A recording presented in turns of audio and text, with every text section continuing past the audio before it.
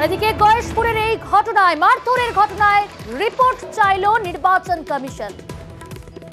সার্বিক ঘটনার পরিপ্রেক্ষিতে এবার রিপোর্ট চাইল নির্বাচন কমিশন।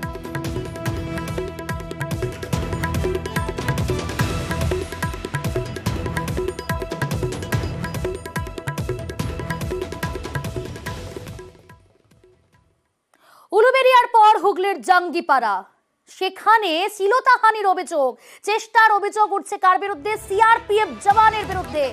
বেধড়ক মারধর, গাছে বেঁধে মহিলারা মারধর করে সেই সিআরপিএফ জওয়ানকে। তার বিরুদ্ধে অভিযোগ শ্লীলতাহানির চেষ্টা।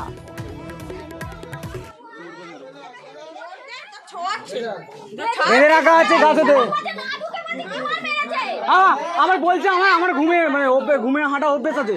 একজন জওয়ান মদ খেয়ে একজন মহিলাকে কটূক্তি করছিল, মহিলাটা ঘরে ঢুকিয়েছিল, তারপরে সেই মহিলার ঘরের মধ্যে ঢুকে তাকে মলেস্টেশন করতে।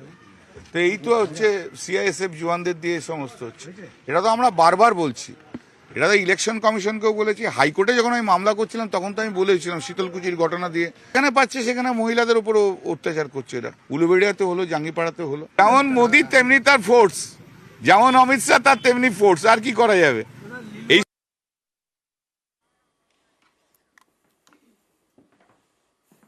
तुम कहाँ जाओगे? তোল এদিকে তোল তো সাহস তো বড় কম নয়।